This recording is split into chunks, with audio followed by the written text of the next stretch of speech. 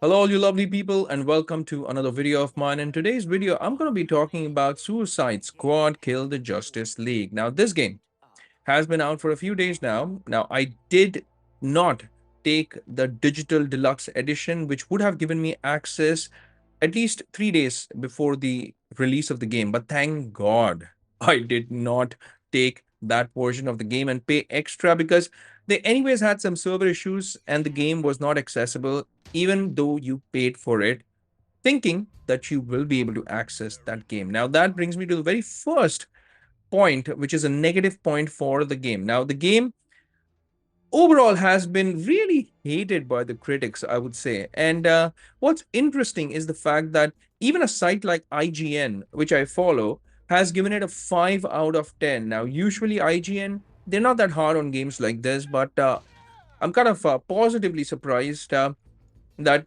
yeah, it got 5 out of 10 from IGN. But you know what's even more interesting is the fact that when I checked the ratings of this game on Steam, this game had 9 on 10. Incredible. Now, if you don't believe me, you can just Google Steam reviews of Suicide Squad Kill the Justice League, and you'd be as surprised as I was.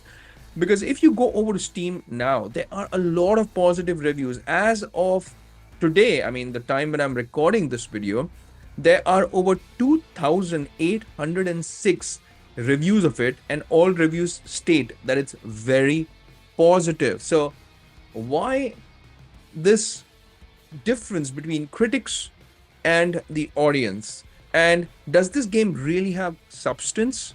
Is it really that bad?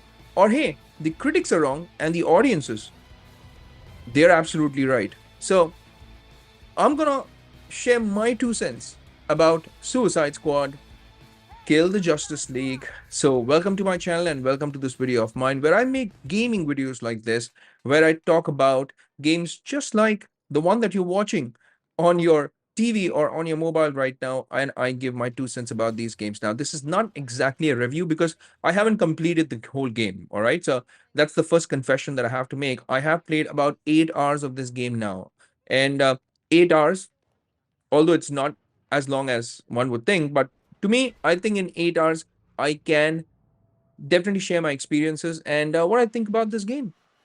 Well, 8 hours is not a short time exactly. So let's jump right into it immediately. All right. So, Suicide Squad. First thing that I want to talk about are the positives that I found in this game. So, let's start on that note.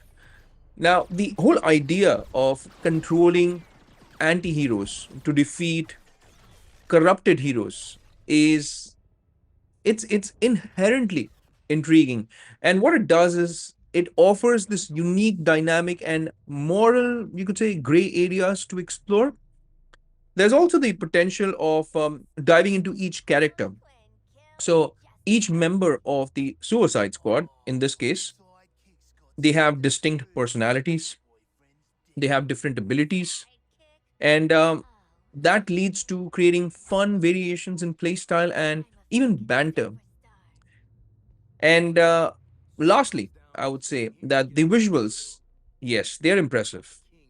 And it showcases this detailed open world.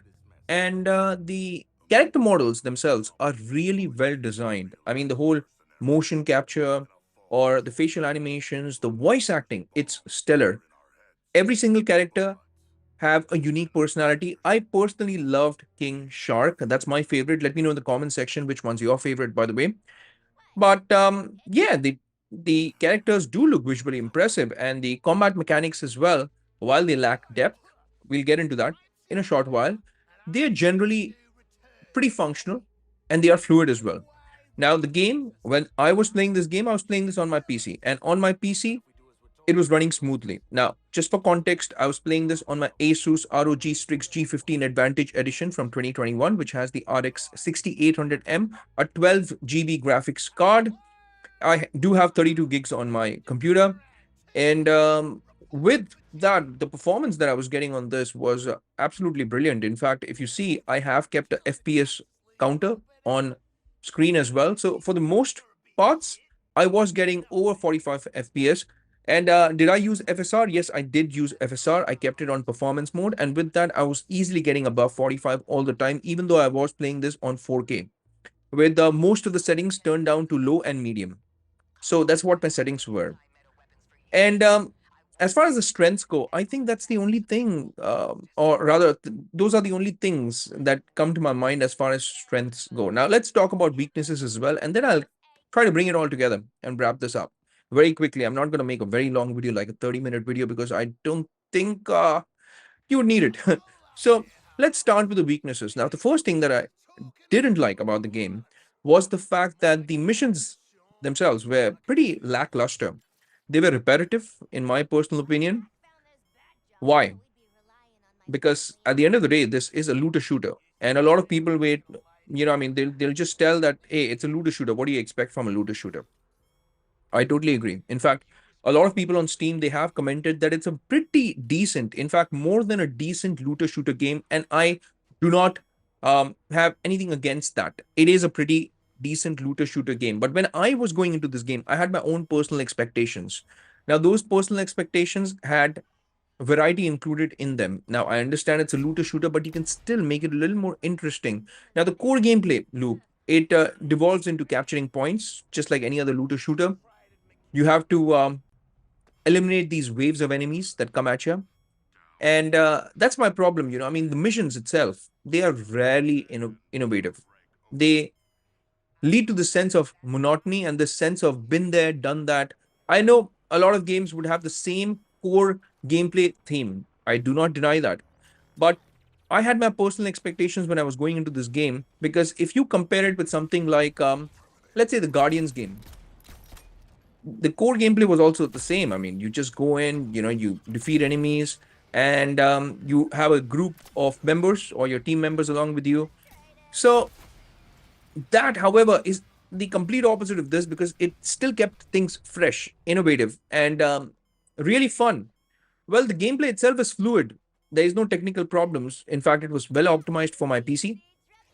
But there is that sense of monotony, I would say, when I was playing this game. So that's my first weakness, or the first thing that I didn't like about this game. Now, apart from that, the characters themselves, despite of telling you that these characters, each of them, they have unique abilities, and I agree that they do have unique abilities, but the combat, they didn't really capitalize on that, the uniqueness of the character there is, because it feels the same across all characters. You jump, you slide, you shoot. In fact, even their gameplay, it's not like, the gameplay had different move sets or something like that. Well, you do get into some of them pretty later on in the game, but even that feels forced.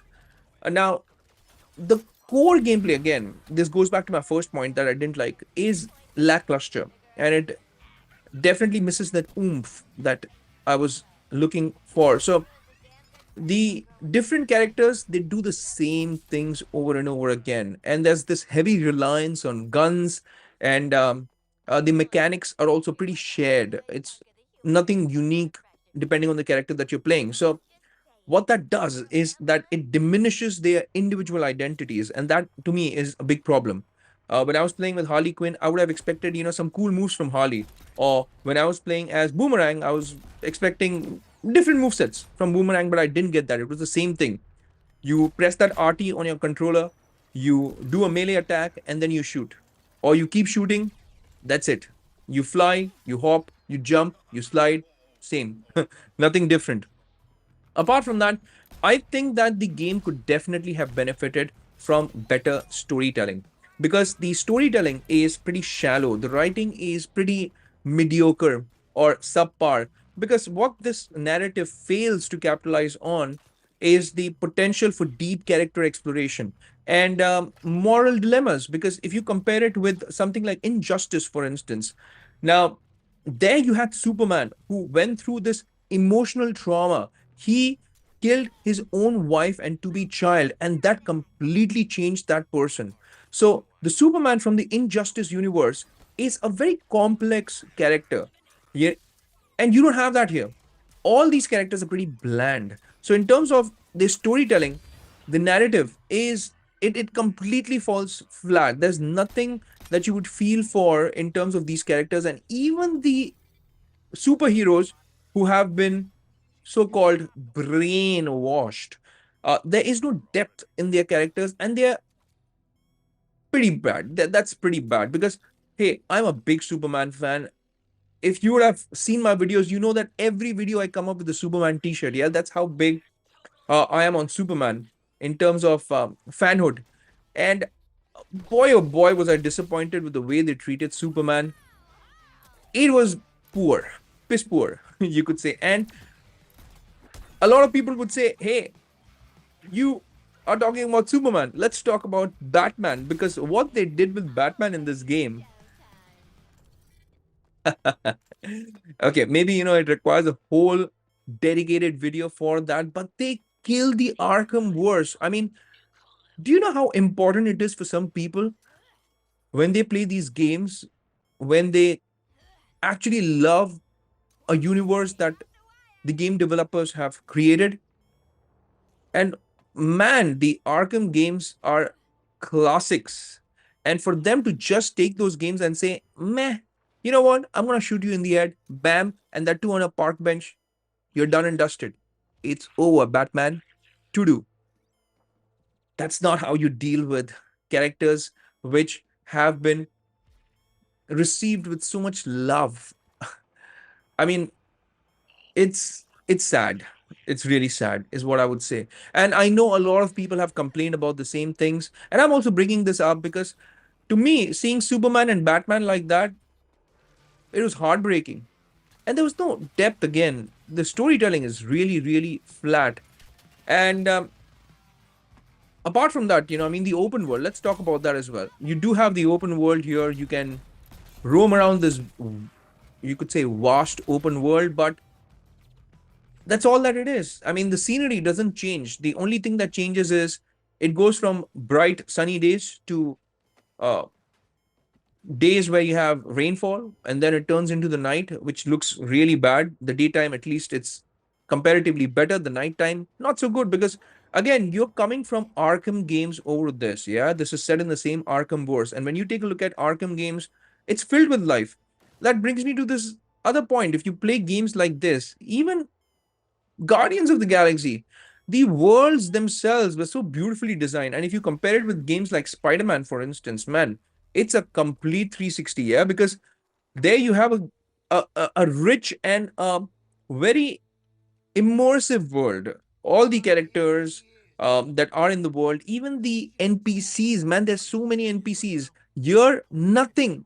There are no human beings on the streets. The whole world is bland and blank. The color canvas is pretty, you could say, minimal. And apart from that, well, boy oh boy, as far as the world goes, no different universes, no different world.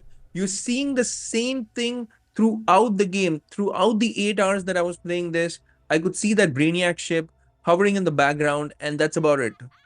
That's about it. The game itself does not use the environment as well intelligently. So as far as the open world goes, although it looks good, but it's pretty boring. You'll get tired of it very, very soon. And then there are concerns with the live service. I've never been a live service kind of a guy, so I'm not really going to comment on that. I know a lot of people have commented on this, but I'm not going to be the one who will comment on the live service aspect of the game because, again, I don't play any live service games. So that's why it's all the more disappointing for me, because I went into this game thinking that I will get this rich story experience, which I definitely did not get. And I thought that I'd be getting these great characters, which again, I did not get.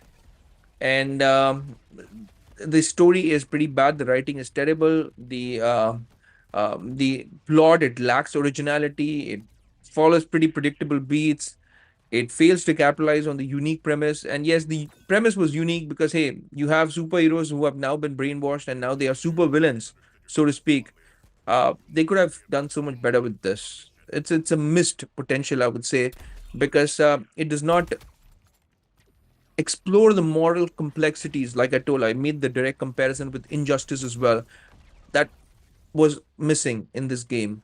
the character motivations were just not enough, and they don't have a compelling narrative here. And if they are thinking that this game is supposed to be funny because you have Harley Quinn and you have Captain Boomerang, the humor can be hit and miss because humor is subjective. I did find some aspects of Captain Boomerang really funny, but it's a hit and miss. But yeah, that's pretty much it when it comes to this game. I was not even going to download this game, but then I thought let's make a video on that because hey, I was pretty interested.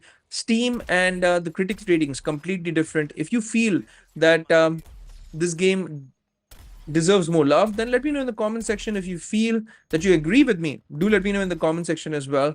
At least I'll know that I'm not the one who's thinking about this in this way. So I would say that's about it for this video. But before I go, just the usual, I make videos like this on gaming, and I have a lot of gameplay videos on my channel. So if you like this content, then I would greatly appreciate it if you could hit that like and subscribe button, and also that bell icon in case you want to get notified with all my latest videos. Apart from that, I would appreciate it if you could share this video with your friends and family members as well, because hey, YouTube gives you brownie points when you share the video. And your help, your support, that's what is needed for my channel to grow. So I thank you in advance for your support.